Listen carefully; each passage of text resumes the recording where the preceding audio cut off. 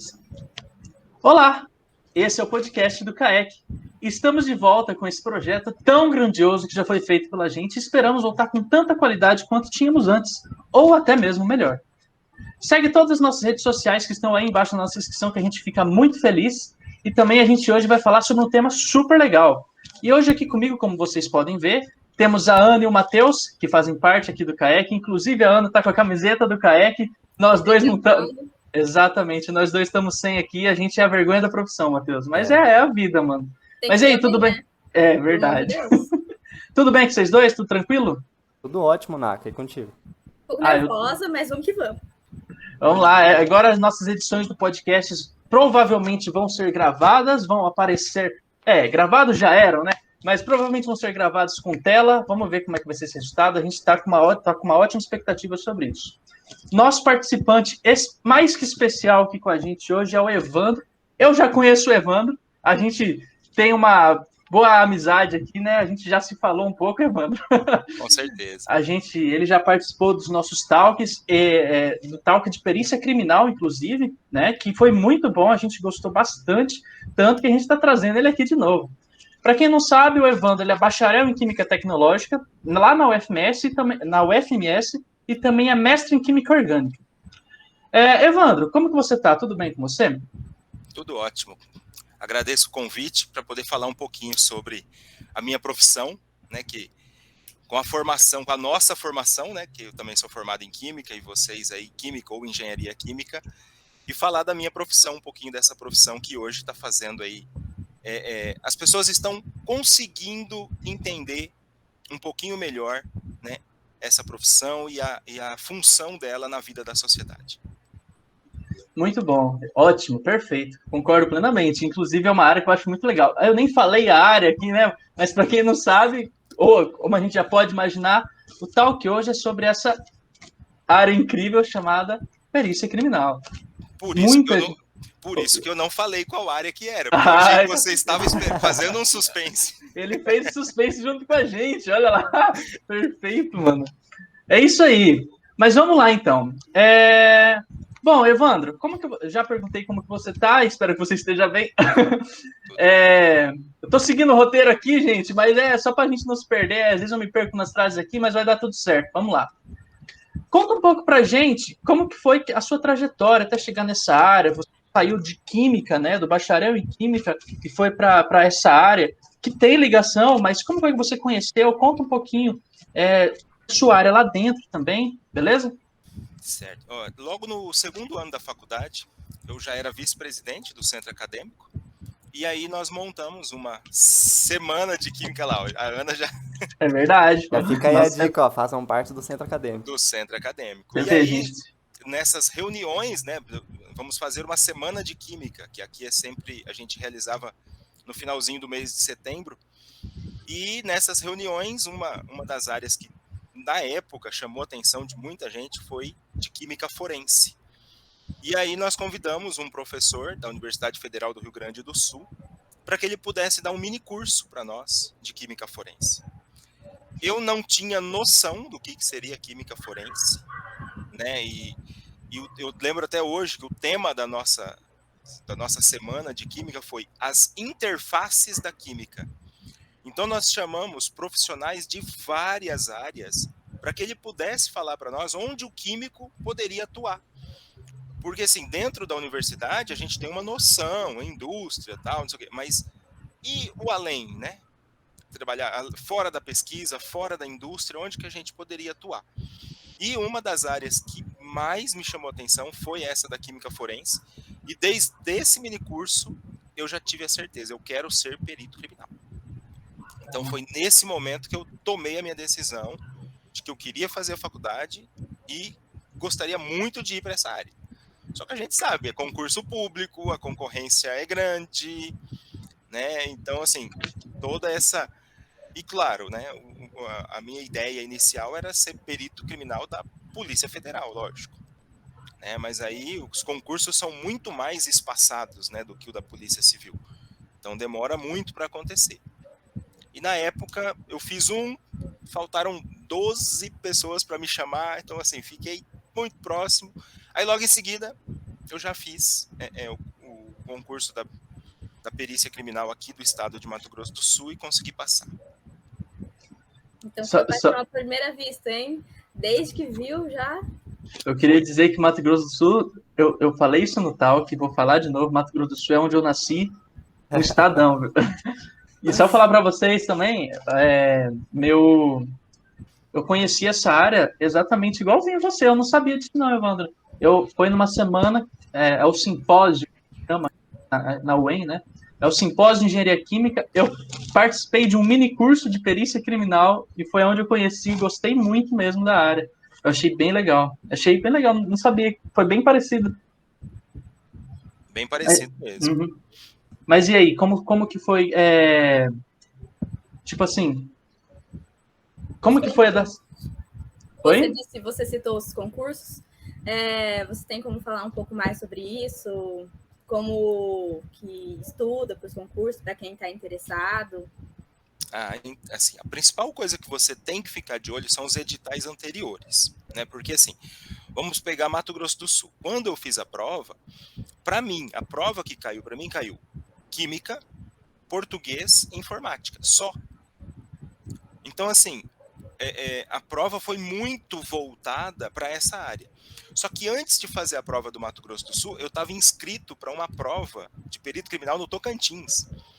Então, ó para você ver a diferença, lá ia cair Física, Química, Contabilidade, a parte de um pouco de Engenharia Civil, Matemática, Português, Direito Penal, Direito Administrativo e Direito Constitucional. Essas duas provas para a Polícia Civil? Sim, as duas para a Polícia Civil. Então, você percebe que para cada estado que você vai fazer a prova, o edital ele varia muito, né? Então, vai depender mesmo, por exemplo, o foco do Paraná. Como que é? Você tem que pegar os editais anteriores, né? Nós, no Talk, até um amigo meu, o Rodrigo, ele tem uma página no Instagram, que é Perícia Criminal Brasil, e ele fala tudo sobre concursos de todos os estados. Então ele acompanha os editais, ele explica certinho. E uma dica, português e direito praticamente caem em todas, né? Então assim, vocês que estão ali no 3º, 4º ano da faculdade, eu quero prestar o concurso. Então, começa a fazer alguma coisa na área de direito. Português e direito é complicado, hein? Pra nós. Ainda mais pra gente aqui. Cara, eu ia falar isso agora. Para nós, na área de exatas, português e direito é complicado. Mas aí você pega um cursinho específico para concurso, cara, é outro... É assim, eu vou falar porque eu fiz aulas de redação. Para você ter ideia, a minha professora particular, na minha primeira redação, ela falou assim, olha, Evandro, eu vou te dar um 4.8 para você não desanimar. Nossa! Então, assim, olha o ânimo que ela me deu. Cara, e aí, ó, eu acho que em 15 dias, na época do concurso, eu fiz 32 redações. Nossa. Fazia uma, mandava para ela, corrigia, à noite ela devolvia, falando as correções que eu tinha que fazer. Aí eu refazia aquela com as dicas da professora e já fazia o novo tema que ela tinha me mandado. A última redação eu tirei 6.8. Tá aí bom. Eu falei assim, eu preciso 6 a 10. Preciso de 60%. Para você ver, acho que eu tava tão assim, eu tirei 92 na hora da prova. Ô, louco! Caraca! Foi a segunda maior nota de redação da prova. Então, assim, um outro cara de química também, né? Ele tirou 96 e eu tirei 92. Então, assim, eu acho que compensa estudar. Eu também fiz o curso de português. Evandro, às vezes até a sua professora, ela tava fingindo que tava ruim, só pra você se esforçar mais. Tava sacaneando. Hoje em dia eu dou aula pro cursinho, eu faço isso. Antes das provas dos vestibulares, eu dou uma prova super difícil e dou nota baixa. Isso é uma prática até comum, porque no meu ensino médio, fazia isso também para minhas notas.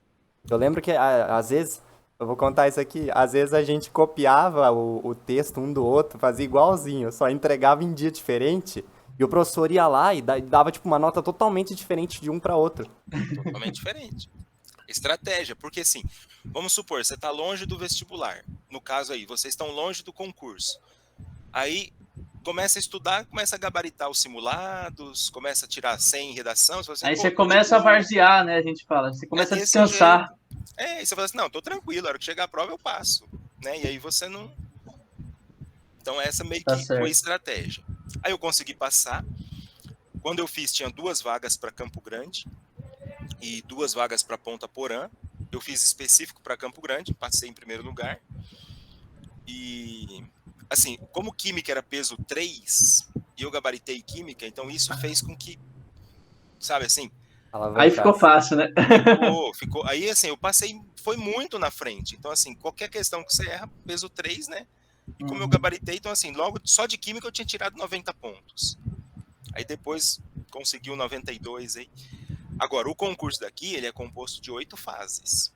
Eu já tô falando porque o concurso foi aprovado daqui do Mato Grosso do Sul. Vai ter vaga para químicos e engenheiros químicos. E já estão escolhendo a banca. Então, até o final do ano, já vai ter concurso para cá. Legal. 8 fases? Legal. Quais são as 8 fases? Então, a prova objetiva, né? Não, agora passou a ser 7. Então, tem a prova objetiva. Aí, se você atingir a pontuação, você vai para a prova de redação. Se você atingir a pontuação, você vai para o teste psicotécnico. Né? Depois do teste psicotécnico, você tem o exame médico. Você passa por uma bateria de exames médicos, assim, é tipo praticamente ultrassom do fio de cabelo ao dedinho do pé, né? E tem que fazer, tem a parte cardíaca, a parte fígado, então, assim, é um exame completo mesmo. Né? Aí entra também o exame toxicológico, né? Essa parte, junto no exame médico. Depois que você foi aprovado nesses, aí você tem o teste físico, o TAF, né? O teste de aptidão física. Aí depois tem esse pesquisa... TAF, ele é muito difícil? Eu sou cardíaca. Não, o nosso tinha que correr 3 quilômetros em 12 minutos. Sem desmaiar. 3 quilômetros em 12 minutos? 3 quilômetros em 12 minutos. Não, mas foi tranquilo. Na época eu pesava 118 quilos e consegui passar de tudo bem. Louco. Eu emagreci muito. Fui para 78, 74. E aí tem o teste, a corrida, o salto em altura e o salto em distância. Então são esses dois, são os principais, né? Aí depois tem a análise social, né? Então aí vem toda a investigação social da Polícia Civil. Ele vai ver os seus antecedentes, conversar com vizinhos, entrevistar alguns amigos, parentes, não sei o que tal, como quem não quer nada, para ver se você é uma pessoa de índole, tal, tudo isso. E isso, inclusive, está na lei nossa aqui, né? E depois tem a academia, né? A academia faz parte do concurso. E lá ainda tem a parte, outro teste psicotécnico dentro da própria academia. Então essas são as fases do concurso daqui. Então até se você jogou a bola no quintal do vizinho de propósito, você vai ser investigado? Vai depender do que o seu vizinho vai falar. Nossa, você tem um vizinho que não gosta de você e vai acabar com você, velho. Muda logo antes. Olha, você vê. Já deixa avisado o vizinho, ó, vão me perguntar aí. É verdade. Então, assim, mas assim, tem que ter, né? Eu acho que tem que ter mesmo esses... E isso eu tô falando do concurso daqui, né, do estado. Então aí, no Paraná tem o edital próprio, o edital específico. Por exemplo, aqui, ele só permite a entrada de bacharéis. Por exemplo, licenciado não entra, química, física, biologia não entra. Tem outros estados que precisa ou licenciatura ou bacharelado. Tem 1 ou 2 estados que pode ser qualquer curso superior, né? Então, assim, é muito relativo e aí tem que mesmo analisar qual estado você quer fazer a prova. Eu lembro que eu vi uma boa parte de balística no negócio de... Foi uma das coisas que eu mais gostei.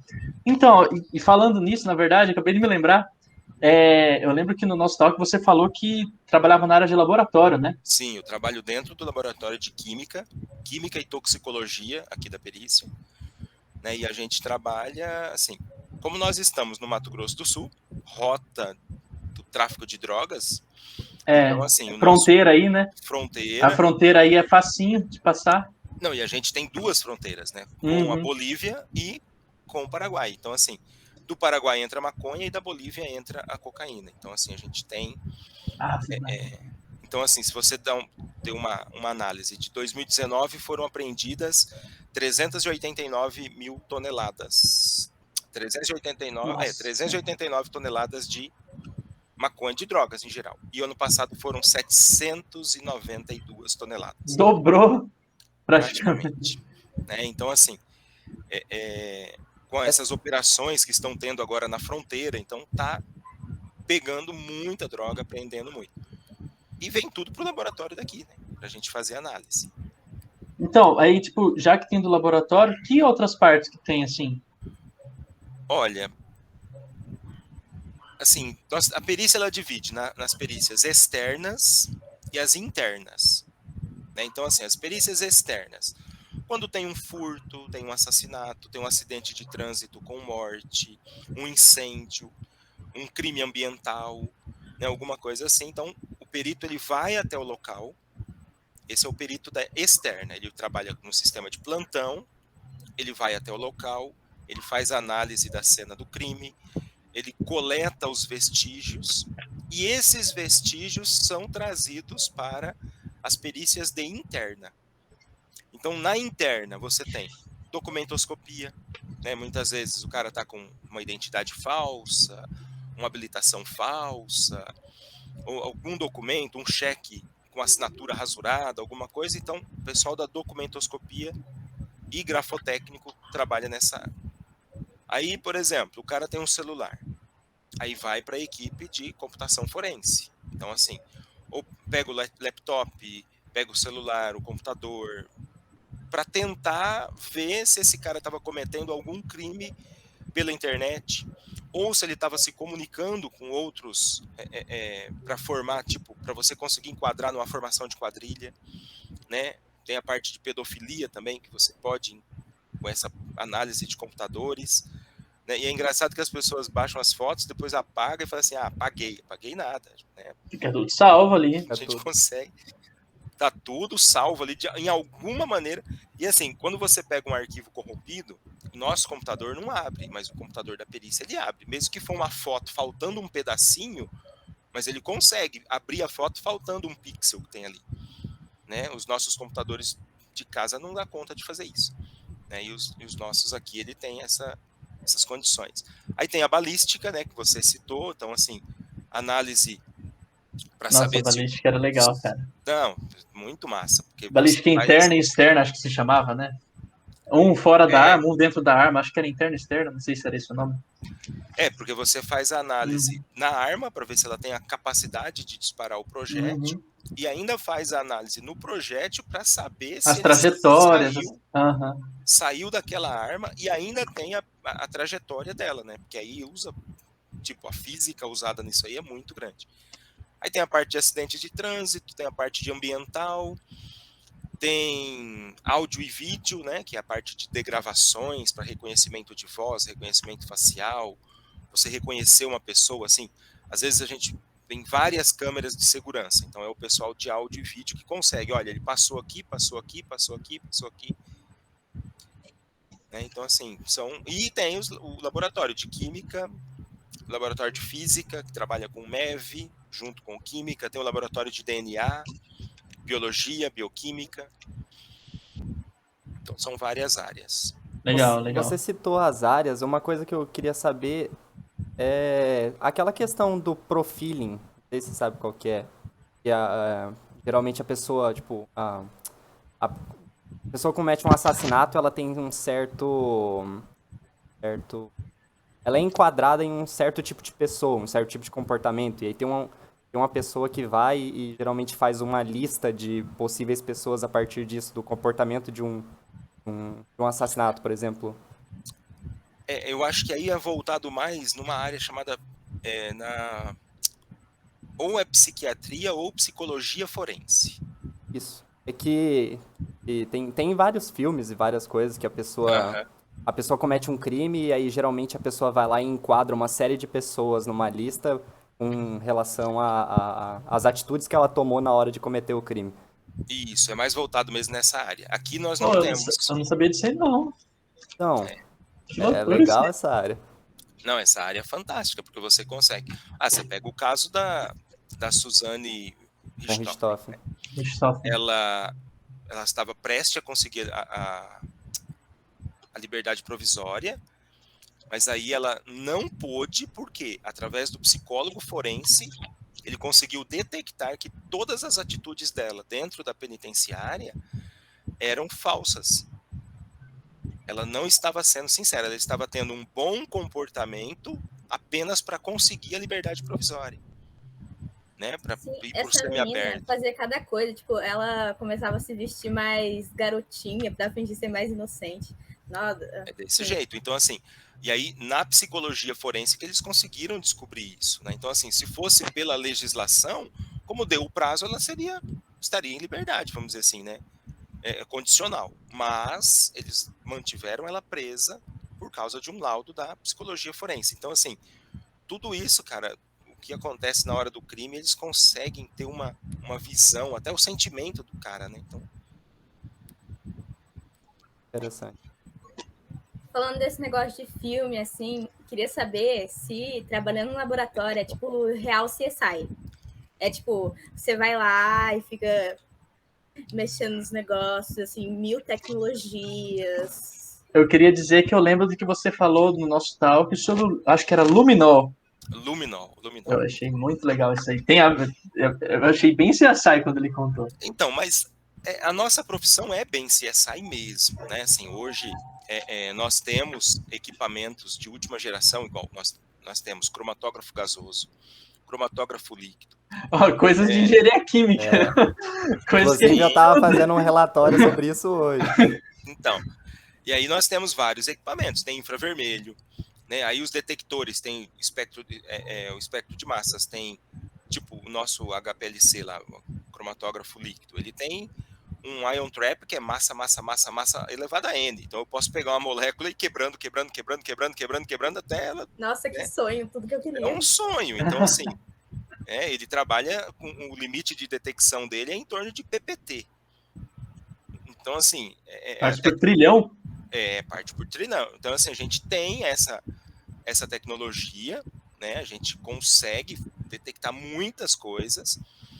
Hoje em dia, a coisa que a gente menos usa são aquelas reações do dia a dia de troca de cor para detectar cátions e ânions, porque você tem o ICP, né, que te dá por exemplo, esses dias eu peguei um suicídio com um cloreto de potássio, né, mas eu tinha um líquido branco, um líquido incolor dentro da seringa, né, e dentro do acesso. Então, assim, o que tem ali?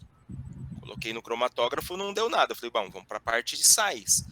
Né? Você joga no ICP, o ICP falou assim, cloreto de potássio, 19,1%. Aí você pega o cloreto de potássio usado para sacrificar animais, por exemplo, em clínica veterinária, ele é 19,1%. Então, assim, tipo, eu não sabia que ele era 19,1%. Foi o resultado que eu tive. Né? Então, assim, a tecnologia a gente tem e a gente consegue... fazer descobrir muitas coisas graças a essa parte tecnológica. Ai, que luxo. Não, um luxo. Deve ser um sonho um laboratório desse. Não, que legal. Nosso laboratório ele é bem equipado, porém ele não é grande. Então, assim, se você chega no nosso laboratório, ele tem um pedacinho aqui, um pedacinho aqui, um pedacinho ali. Mas em termos de tecnologia, nós estamos bem equipados.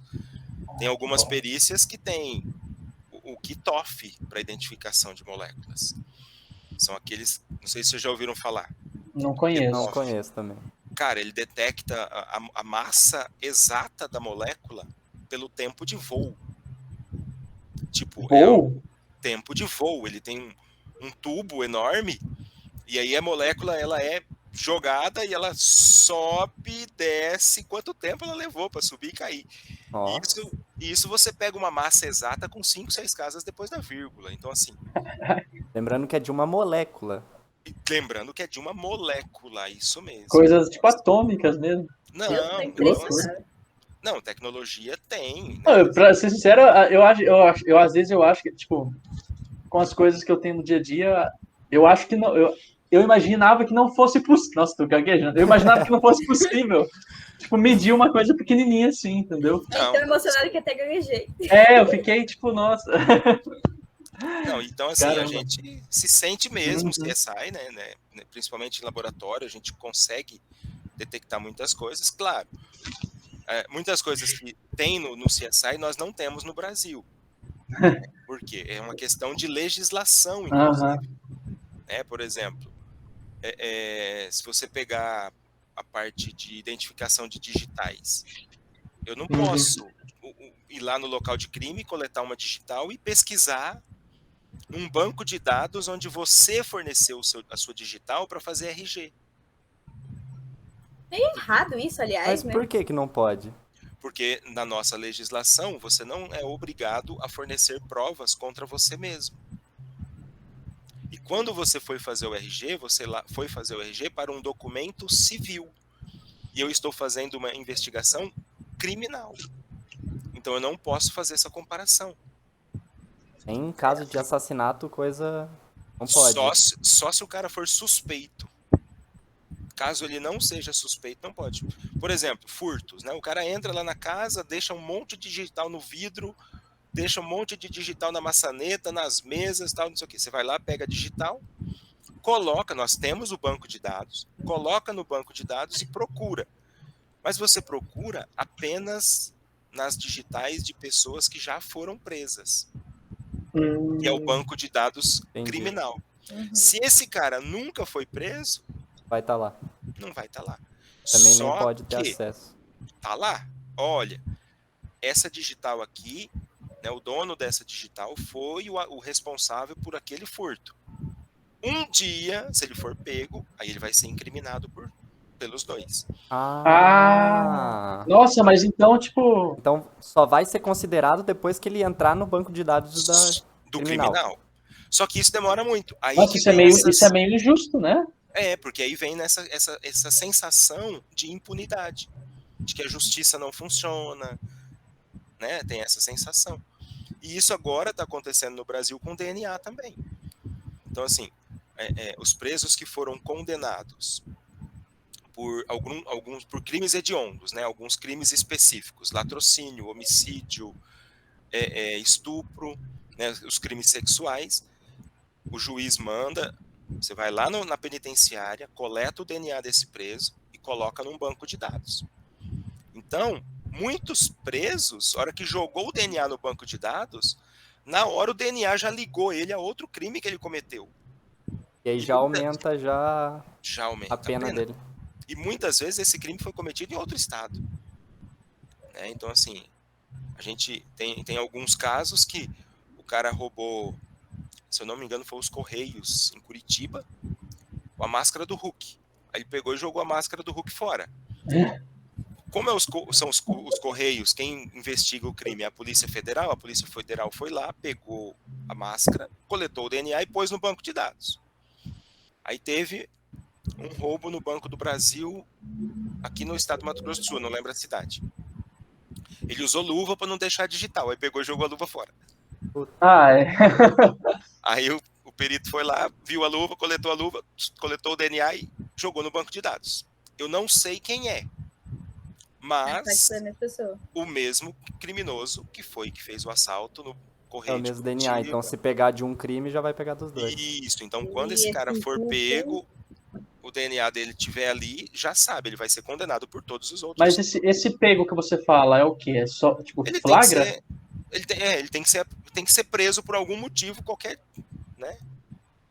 Com provas e todo o negócio Isso. lá. Ele tem que ser, na realidade, condenado. O juiz tem que dar a condenação. Tá, entendi. Então não é preso. Na batida do martelo. Na batida do martelo. Então, não é preso aí, na delegacia. Por exemplo, se ele é pego, por exemplo, em flagrante, e aí, no caso, não leva pra perícia, não é coletado o DNA. Depois que ele for condenado, vai ser feita uma coleta de DNA para colocar no banco. Sim. Saquei. E esse projeto começou no final de 2019. Então, assim, teve uma lei, a lei anticrime, né, que foi promulgada em dezembro de 2019, que falava dessa obrigatoriedade. Eu estou vendo aqui uma das nossas perguntas, que eu acho legal a gente fazer a pergunta aqui agora também, é que você está na área de laboratório.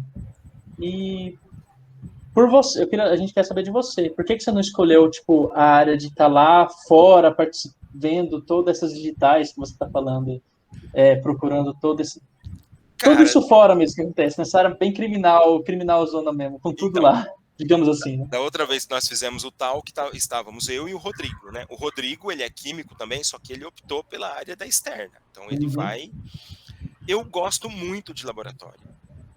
Gosto muito de desenvolver pesquisas, né, relacionadas principalmente a essa área. E então, assim, na época eu não tive muita opção de escolha, porque no laboratório só tinham 3 peritos. Então, assim, quem entrou de químico e farmacêutico foi direto para o laboratório, porque não tinha gente para trabalhar. Bom, vocês perceberam a demanda, né? Então, assim... E aí, então, eu tive que ir. E depois, quando vai passando o tempo, você tem opção. Ou você escolhe, fica no laboratório ou vai para a externa. E eu não, eu sou apaixonado mesmo pelo laboratório, né? Tenho mestrado na área de química orgânica. Quando você já está aí dentro, você pode escolher depois de um tempo, assim? Pode, porque você vai mudando de classe. E assim, como acaba sendo vinculado à polícia civil, você acaba tendo hierarquias. Então, conforme você vai ficando mais velho, você tem a opção de escolher onde você quer trabalhar. Entendi. Né? Se você quer fazer legal. plantão, se você quer fazer na interna. Então, existe essa... E eu optei pelo laboratório mesmo e quero continuar ali. Você ia ter a coragem de ir lá nos assassinatos? A gente, na realidade, na academia de polícia, né, que a gente faz, a gente acaba sendo preparado para isso. Eu não teria coragem, não. Não? Com um treinamento certo, acho que... eu acho que o treinamento, né, assim, a gente começa vendo fotos, aí depois começa vendo vídeos, aí depois você vai numa aula prática no IML, por exemplo. Evandro, deixa eu te contar um negócio que aconteceu. No nosso talk passado, vocês mostraram algumas fotos, inclusive o Rodrigo, né? Ela já preparada para isso. Ele pegou uma arma na mão e ficou com muito medo do YouTube não deixar a gente postar. Sério? A gente ficou muito assustado, mas não assustado com a situação, é que a gente ficou, gente, será que o YouTube vai deixar? Sabe? Então... Mas é que eu acho que o YouTube reconheceu como tipo conteúdo educacional e deixou. Aí não deu problema. Que bom. Mas menos pior. Eu queria dizer, a gente ficou muito assustado na hora com isso. Você lembra, Ana, quando a gente fez? Eu lembro. Todo mundo surtou no grupo. Meu Deus, o que vai acontecer agora? Foi engraçado, eu lembro. Nossa, eu gostei bastante daquele tal, foi bem legal. Você vê, né? Eu tô tão acostumado que eu nem... Tipo, eu lembro que ele mostrou a arma, mostrou o que era cada pedacinho ali e tal, mas nenhum momento eu fiquei assim, não sei nada disso. Então, era mais pelo medo do YouTube, sabe? Que o YouTube, dependendo do que aparece, com algumas imagens, essas coisas, ele não permite. Ele bloqueia, né? Ele bloqueia, exatamente, entendeu? E ainda teve algumas fotos, pesadas. Lindas, bonitinhas. Só que não deu nada, tá tudo certo lá, não deu problema. Acho que, igual eu falei, ele reconheceu como educacional e não deu problema. Com certeza. Já fazendo o merchan, caso você esteja aqui vendo o podcast e você não viu o talk de perícia criminal com o Evandro e com o Rodrigo, que vieram falar um pouquinho pra gente, passa lá no nosso canal e procura lá. É verdade. Vou deixar o link na descrição também, aí vocês É verdade. Deixa na descrição, tá aí na descrição. A gente não... Aqui não tá vendo, mas vai estar na descrição. Vou lembrar. Beleza. Bom, eu queria... O que mais, gente? Assim, mudando completamente de assunto, eu sei, claro que eu sei, mas a maioria das pessoas não sabe que o Evandro foi meu professor, gente, no ensino médio, meu professor Evandro. Azar seu, né? Azar nada, é um dos meus professores favoritos. Daí, você... Tá puxando saco, cuidado. Que puxando saco, é verdade. E ele era o melhor... Opa, minha câmera caiu. Ele era o melhor contador de histórias de todos os tempos. Eu queria saber se você pode contar uma história pra gente, tipo, da vez que você tentou mudar o sexo da galinha, ou da vez que você explodiu sua sobrancelha. Você acha que eu não me lembro? Ela me contou. Se fosse mentira, eu não lembraria. Mas era meu professor favorito. Ela me falou esses títulos aí de história, e eu fiquei curioso também. Eu fiquei sabendo disso aí, mas só por cima só. Você já ouviu aquela máxima? O que acontece na sala de aula fica na sala de aula. Agora não vai ficar mais. Eu fui pra fora, olha o que aconteceu. E aí? Aí se ainda tiver uma nova que eu não... Dá pra contar ou quer manter em segredo mesmo? Nada, coisa de moleque, né? A gente aprende as coisas da escola e quer aplicar em casa. Só isso. Se eu não me engano, essa parte eu fiz uma bomba com carbureto. Aí eu consegui matar 4 frangos queimados. Foi se suas sobrancelhas também. Derrubar um pé de abacate e queimar uma parte da sobrancelha do cabelo, assim. Eu fiquei dentro daquele cogumelo de fogo. Mas isso eu tinha 15 anos, é coisa de louco. Nossa, com 15 anos. Imagina só. Eu só. tava comendo terra. Ainda, mano? Ô, louco. Que isso? Isso aí é antes, poxa. Cara, sempre, a vida inteira eu fui assim. Eu aprendi alguma coisa na escola, principalmente em biologia, química e física, velho. Eu tinha que aplicar em casa, não tinha jeito. E aí, às vezes, dava merda. Às vezes... Nossa senhora, que loucura. Às vezes acontece algo. Eu lembro que as coisas que eu lembro de ter feito assim, quando eu tinha uns 15 anos, era quando eu descobri que dava pra rodar palhinha de aço, sabe? Puta, com fogo. Isso, amarrar no ventilador. Nossa, no ventilador eu nunca fiz. Ué, vai ter que aumentar a velocidade. Eu aprendi as coisas na física e fui testar a força. Daqui a pouco eu tenho que parar essa conversa, senão eu vou começar a querer fazer essas coisas. Eu moro em apartamento, sabe? Você não tem mais idade pra isso, não, Guilherme. Pode parar. Que idade você acha que eu tenho, Evandro? Fala aí. Cara... Vai chutar alto pela barba, quer ver? Não. Eu ia falar 19. Ah, mentira. Tô baixo. Você tá no segundo ano? Eu tô no quarto. Ah, você tá no quarto. Quem que tá no segundo? O Matheus. O Matheus no primeiro? Não, tô no segundo. Por isso que eu chutei 19, eu achei que era você. Eu fui pelo tempo da faculdade, não pela idade. Aí você pegou dica onde não devia, não vale? Eu tô com 21, então. Então, isso que eu ia falar, quarto ano, 21, 22. Mas beleza. Tem algum... Tô com 19. É a criança do centro acadêmico. Essa parte de... Ainda bem que ela está novinha, eu dei aula para ela.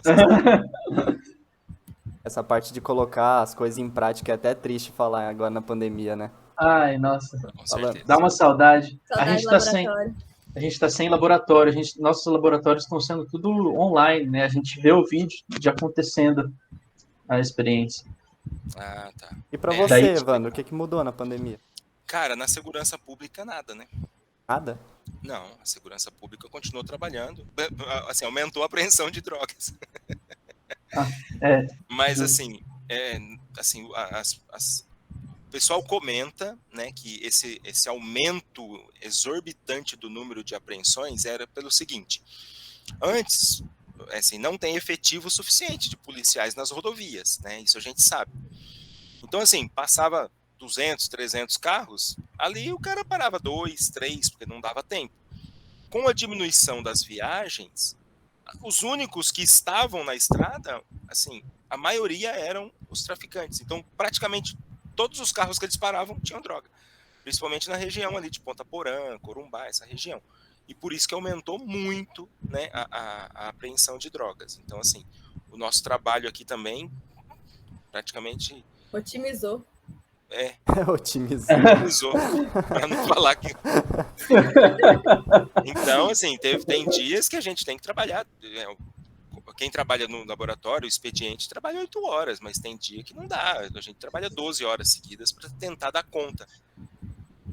Porque se não tiver o laudo, por exemplo, o cara foi preso com drogas. Se não tiver um laudo pericial falando que aquilo ali realmente é droga, o juiz solta. Então, assim... Literalmente toda droga que chega, vocês têm que analisar. Toda. Tem que analisar. E só depois que o laudo está pronto que o juiz autoriza a incineração. Né? Então, assim, tem todo um trâmite que, se começar a atrasar, você acaba enrolando toda a justiça. E aí, assim, a gente acaba, né, se desgastando para não prejudicar a sociedade em geral, vamos dizer assim. É daquilo que você falou que, tipo... Às vezes só muda a posição do átomo, daí já não é considerado mais droga. Essas são as novas substâncias psicoativas, né? Que o pessoal conhece aí como são as drogas sintéticas. Né? Então a gente chama de NPS, né? Que vem do inglês Novas Substâncias Psicoativas. Eu lembro que você falou disso aí. Cara, essa droga, o cara pega lá, coloca um cloro. Né? Pegou lá, uma molécula, ela é proibida. Só que ela tem um hidrogênio lá na posição orto do anel aromático. Aí ele vai e faz uma substituição, coloca um cloro, pronto. Ela parou de ser proibida. Aí, assim, você tem os equipamentos, mas a biblioteca ainda não tem essa droga nova. Né? Então você tem que fazer o espectro de massas, tem que fazer o infravermelho, aí parceria com a universidade, a gente faz o RMN de hidrogênio, RMN de carbono, e aí você consegue fazer a elucidação estrutural. Então, assim, você pega uma droga nova dessa, cara, 4, 5, 6 dias de trabalho para você conseguir fazer a elucidação estrutural dela, avisar a Anvisa e falar assim, olha, existe... Tá aparecendo esse aqui. Tá aparecendo esse aqui, você vai ter que proibir. Aí, beleza. A gente fez todo esse trabalho, avisou a Anvisa, proibiu. Aí depois surgiu um que tem uma outra coisinha diferente. Isso, ao invés de colocar o cloro, o cara foi lá e colocou o bromo. Pronto, acabou, já não é mais proibido. Né? Então, assim, esse tipo... Aí entra a parte da pesquisa que eu falei para vocês, né? Porque isso, a gente tem que ter a universidade muito próxima de nós. Para poder nos ajudar nesse ponto. Nossa, mas a pessoa tem que ter... outra pessoa para conseguir trocar um negocinho. A pessoa manja. Não é qualquer um. A pessoa manja do que tá fazendo. Ela tem aquele ditado, né? Para fazer cagada, todo mundo pensa. Não. E o cara tem que ter um domínio de síntese orgânica fantástico. É verdade. Não, para chegar reações orgânicas tem um monte de mecanismo para seguir. Sim. É uma complicação mesmo. Se não fosse tão errado, seria fã. Se não fosse tão errado, ia ser revolucionário, né? Não, né? Pois é verdade. Não deixa de ser. Eu fiquei curioso aqui no negócio, que eu tô vendo aqui que a gente tem mais uma pergunta aqui. Acho que meu rosto tá ficando claro e escuro o tempo todo, deu abrindo aqui, né? Olha aí, Tá. Mas além dos riscos uma coisa mais assim, além dos riscos do trabalho, às vezes acontece de você ter, não sei você, eu não sei se você vai, se não for no teu caso, não sei se você vai saber falar dessa outra área, mas tipo de caso de acontecer de você ser ameaçado ou por alguma pessoa que, no caso, fez o crime, sabe? E nesse sentido. Você pode falar sobre isso também. E se você pode falar sobre isso. No nosso caso, assim, no meu caso de laboratório, não. Porque a droga chega para eu analisar, eu não sei nem de quem é. Ela está vinculada a um número de boletim de ocorrência, a um inquérito, né, ou a um ato infracional, se for um menor de idade. Então, assim, eu não sei nem de quem é. Então, assim, não tem nem como. Se eu sofrer ameaça, eu não sei nem o que fazer. Não tem nem como o que fazer. E da externa, o pessoal que tem mais esse contato também nunca vi ninguém, não. Porque assim, o perito só chega no local depois que o crime já aconteceu. Então assim, dificilmente o suspeito vai estar ali perto. Só se o cara, né, for muito... Tipo, vou lá para ver o que o perito vai fazer para saber o que eu fiz de errado, né? Deixa. Mas assim, cara, não tem. Então, assim, pelo que o pessoal que eu trabalho aqui, nunca teve nenhuma ameaça, não. Que bom, isso é muito bom, na verdade. Que ótimo. Mas beleza. Outra coisa que a gente ia perguntar, se você pode contar algum caso cabeludo pra gente não dormir à noite. Tipo, ai meu Deus! É verdade. Caso marcante. Eu não sei se você pode contar, mas se puder, eu sou curiosa. Você é curiosa? Que tem um caso que aconteceu num IML. Que Aí todo mundo fica assim, agora vamos lá. Fica todo mundo assim, né? Esse aí o pessoal... aquelas histórias tipo CSI, que você fica tentando achar o culpado antes de acabar. É isso aí. Essa é a história que o pessoal conta na academia só pra você não querer ficar lá perto do IML. Os caras contam que, se eu não me engano, foi na Copa de 2002, que foi no Japão, é isso? Vixe, eu não lembro onde foi. Sei que os jogos eram na madrugada, né? Era. E aí o médico legista e o outro cara, o assistente dele, estavam assistindo o jogo. E aí bateu um cara na porta, falou assim, o corpo, número tal lá já tá liberado. E eles falaram assim, beleza, no intervalo eu vou lá e assino o negócio lá. Não, tranquilo. E aí deu o intervalo, bicho. A hora que eles chegaram lá, o corpo que tava morto tinha sido o mesmo que foi bater na porta. Ai, Então, assim... é as lendas isso aí. Os caras falam que é lenda, só que a situação que tava o IML, eles conseguiram arrebentar uma porta para sair correndo, né? E foram parar lá na rua e ninguém fazia esses caras voltar de novo para dentro do IML. No desespero e o medo. Inclusive, um deles pegou atestado psiquiátrico, ficou 90 dias longe porque não conseguia voltar a trabalhar. O outro demorou, acho que 1 ano, 2 anos para conseguir voltar a trabalhar sem ser no IML. Então, assim, se era verdade ou mentira, eu não sei, mas que os caras traumatizaram. Mas que os caras traumatizaram. Mas vocês então, conhecem assim, essa pessoa mesmo ou essas pessoas nem existem? Não, essa é uma história mais antiga, né? Nem sei se existem. Não, 2002 os caras ainda, né? Então, assim, faz um tempinho. Eu nem tava na perícia ainda. Então, essa é uma história que a gente conta, todo mundo conta, e a gente fica assim, será que não é? Mas por que os caras ficaram com tanto medo? Cara, eles saíram empurrando as macas que tinham, assim, aparelho, saíram empurrando tudo, arrebentaram a porta e foram pra rua. Então, caramba. Assim, não sei se alguém sem medo conseguiria derrubar uma porta daquela no empurrão. É verdade. É uma coisa pra se pensar, né? Tem que ter muita adrenalina pra conseguir fazer aquilo, viu? Nossa senhora. Bom, vamos ver aqui. A gente separou mais alguma, gente? Vocês estão vendo por aí? Acho que agora é a hora do ping-pong, é a hora mais esperada de todas. Vai lá, Botinha, vamos lá. É hora de brilhar. Você explica pra ele, Botinha? Eu explico, então. Bom, a gente vou pegar a raquete aqui. Pode ser. Vamos agora lá. A gente vai encaminhar pro ping-pong, que eu vou falar um assunto e você vai me devolver com uma palavra. Por exemplo, palavra? Isso, você me fala em uma palavra. Por exemplo, eu vou falar, Flor, qual o seu doce favorito e você me manda um pudim. Coisa rápida. Essa você já adivinhou. Essa... Spoilou. Foi gravada. Não, essa foi top. Cara, e ó que eu nem sabia o que... Né? Tá gravado, é muito mano. bom. Tá gravado, assim. Pudim de leite condensado e leite em pó, top. Vamos lá. Preparado aí, Evandro? Vamos lá, ué. Então vamos começar. Uma música, Evandro. Cara... Shalom. Lady Gaga e Brad Cooper. Shallow.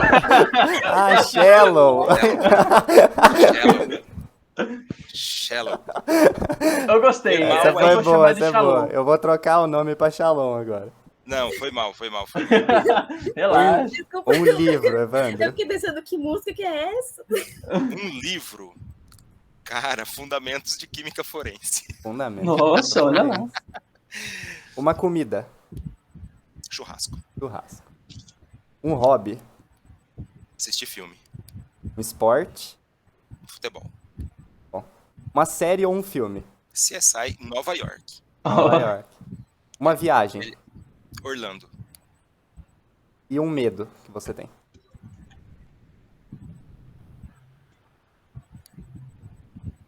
Não sei. A gente imaginou mesmo que essa ia ser mais complicada. O medo, a gente falou. O medo eu acho que não vai dar pra responder. Não vai vir na hora. Medo, cara. Pode ser qualquer coisa. Mas eu não tenho medo. Ai, nossa, é isso. Esse é treinado, por isso. É aquele treinamento lá que ele falou, Ana. Lembra o treinamento que ele falou que tem pra perícia criminal? Perícia não cara, tem medo. Não tem medo. Porra, agora, ele vai ter medo de não ter medo agora. Então, era pra ser ping-pong, né? É rápido, mas não... Tenho medo do IML. Não dei conta. Não, então tá bom. Não tem problema não. Não nada. O cara é invencível. Todo mundo tem. Se nada vem à cabeça. Nada vem à cabeça. O medo é o corpo morto lá que tocou na porta. Bater na porta de casa falando, opa, era eu. Era eu que tava lá. Beleza, então. Acho que eu tenho medo do desconhecido. Nossa, que intelectual, meu Deus. Filosófico. Eu tenho medo do que é desconhecido. Legal. Beleza. Não sei se é medo ou cabreiro, mas é o que surgiu assim na cabeça. Você é curioso. Eu sou bastante. É isso aí. Eu vou cortar um pouco o roteiro aqui. Eu então. lembro que você falou das tecnologias, que é muito bem equipado o laboratório e coisa. Você tem alguma noção de novas tecnologias que estão vindo, que já deram início, ou coisas que vão mudar a sua seu ramo de trabalho? Com certeza. Para nós, ó, uma das fundamentais, até para ajudar na balística, é a presença do MEV, né? Só que hoje o MEV ele já vem equipado com um software que é para pegar resíduo de disparo de arma de fogo. Então, assim, até então as pessoas tinham o MEV, a microscopia eletrônica de varredura, e você tinha que fazer a análise, né, para ver a porcentagem de chumbo, bário, antimônio, para ter certeza que aquilo ali realmente foi proveniente de um disparo de uma arma de fogo. Hoje em dia, não. A gente já tem a parte de inteligência artificial que faz tudo isso sozinho. Né? Então, assim, uma das coisas que é o sonho de todo mundo é um software que já faz isso, e aí você não precisa ter essa análise mais assim pormenor do analista, né? Você pode, ele vai fazer tudo. E as técnicas normais aí, FIT, por exemplo, que a gente usa muito, né? E quanto mais ela vem evoluindo, né? Mais a gente consegue aí detectar principalmente os combustíveis, derivados de petróleo, etanol, essas coisas. Obrigado. Top. Vocês têm mais alguma pergunta para ele, gente?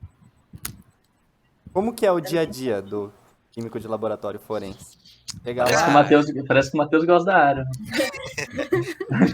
Matheus, é assim, a gente lida muito com papel, né? Porque você recebe as amostras, né? Porque aqui a gente faz análise das drogas em geral, né? Então tem amostra em droga bruta, em objetos, né, para configurar o crime do tráfico, né, que a pessoa esteja vendendo ou fabricando ali.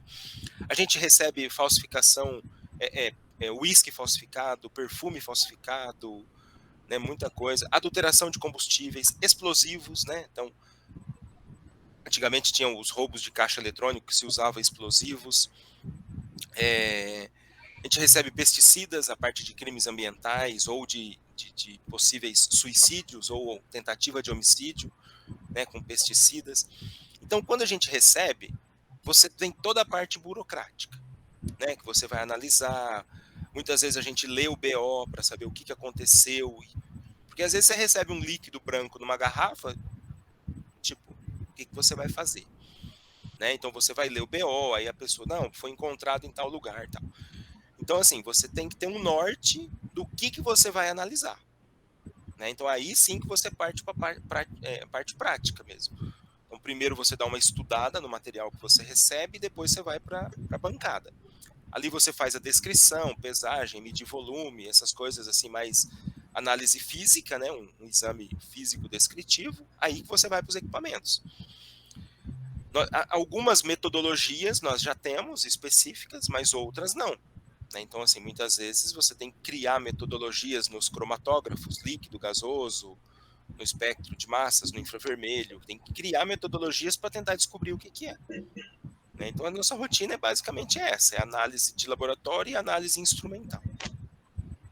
É um sorteio, né? Veio ali... Isso, e você não, assim, tipo, chego lá amanhã, eu não sei o que chegou para que eu tenha que analisar, né? Você teve álcool em gel falsificado? Aposto que teve. 70%, mas nem era. Como eu não entendi? Álcool em gel, 70% falsificado. Eu aposto que teve. Porque eu lembro, no começo da pandemia... Muito. As pessoas pegavam álcool de posto e faziam o álcool 70. Né? Então, assim, aí a gente teve que criar uma metodologia num equipamento extremamente sensível para que a gente pudesse detectar a presença de resíduos de hidrocarbonetos. Né? Porque o álcool de combustível, ele às vezes é transportado num caminhão que foi transportado óleo diesel, gasolina. Então, assim, a quantidade também é ppm, ppb ali de hidrocarbonetos. Então, nós tínhamos que criar uma metodologia para provar isso. A gente conseguiu criar aqui, né, junto com peritos dos outros estados. Top. Legal. É porque esses negócios podem ser cancerígenos, né? Sim, e tinha compostos aromáticos, né? Benzeno, tolueno, xileno. Então, assim, tinha que detectar isso mesmo. Cada coisa. Só falar, análise instrumental é uma das matérias da nossa grade. Da nossa grade. dos nossos cursos, né? Uhum. Inclusive, estou fazendo ela agora. E aí, vou fazer uma propaganda para vocês agora. Nós Conta conseguimos fechar uma parceria com a Universidade Federal aqui de Mato Grosso do Sul, dentro da perícia, e nós estamos com um programa de pós-graduação, que os alunos Hoje nós temos um aluno de doutorado, um de pós-doutorado, 2 de mestrado e 2 de iniciação científica, que está trabalhando com a gente, dentro da perícia, usando os nossos equipamentos, para desenvolver novas metodologias ou novas maneiras de análises, ou de drogas, ou de pesticidas, né, diversas áreas aí, fazendo mestrado, doutorado ali junto com a gente. Vem pra UEM. Ou leva a gente pra ir, não tem problema não. Eu tô conectada aqui Então, na de UFMS. portas abertas. Muito mais perto da minha casa que a UEM, aliás. Aí, ó, tá vendo? Dá pra vir fazer um mestrado aqui, um doutorado dentro da perícia. Né? Já tô aqui, vou aproveitar. Mas beleza, vocês têm mais alguma coisa pra falar? Não me vem mais nada à cabeça. Acho que não. Não? Então, Evandro, aqui, por fim, né, uma última pergunta, né? A gente quer saber de você se você tem alguma dica para aqueles que pretendem seguir essa área. Olha, antes de terminar a faculdade, no caso de vocês ali, normalmente quem vai estar assistindo a gente ali são as pessoas que ainda estão cursando, já vai fazendo alguma coisa na área do direito de português, para que você possa sair na frente daqueles que vão se formar para depois começar a estudar. Né? Normalmente você tem que apresentar o seu diploma no dia da posse. E um concurso desse, com várias fases, ele demora aí até 8 meses, 1 ano para acontecer. Né? Então, por isso que é interessante você já na faculdade começar a estudar, interessar um pouco dessa área, estudar um pouco sobre criminalística, né? Para você entender como que a gente pega as ciências de várias áreas e aplica dentro da perícia criminal. Beleza. Dica aí para quem quer seguir, ó, mais que perfeita. Uma dica das grandes. Na engenharia química sem saber muito para onde ia no final, igual eu. Já tem uma área maravilhosa aí. Tem uma área excelente. Mas então, beleza. Eu vou finalizar aqui então, gente. É isso aí para quem assistiu. Espero muito que vocês tenham gostado. A gente agradece muito ao Evandro por ter aceitado participar aqui com a gente, né? É sempre bom ter você aqui. Espero que a gente possa se encontrar mais vezes, que já é a nossa segunda. Quem sabe não tem uma terceira ou uma quarta vez. Ou até uma presencial, né? Presencial, isso que eu ia falar. Exatamente isso que eu ia falar. Presencial. Quem sabe uma palestra ou um mini curso aí na Ai, um mini curso ia ser tudo. Verdade. Vamos lá, a gente mantém contato. Ó, o Kayak tá aí. Bom, e eu que agradeço o convite, né? Mais uma vez aí, podendo falar um pouquinho dessa profissão. E estou à disposição sempre que vocês precisarem. Valeu. Valeu também para Ana Clara e pro Bottini, né? Pro Matheus Bottini aí, por ter participado junto. E a mim também, mas não vou agradecer a mim mesmo, né? Obrigado, Naka, por estar junto. Muito obrigado. Foi muito bom te ver hoje, Naka. Ai, gente, eu sei. Assim como nada. Você, Evandro, mais uma vez agradecendo pelo papo. Mas isso aí, então. Muito bem, obrigado para todos vocês que nos acompanharam e não se esqueça de seguir as nossas redes sociais. Se você está vendo isso aí no YouTube, que eu acho que você vai estar vendo, porque só vai estar no YouTube, dá like nesse vídeo, compartilha aí, é informação legal para quem gosta dessa área, beleza? E é isso aí, gente. Falou, muito obrigado e tchau, tchau. Valeu, até mais. Prontinho, parou aí.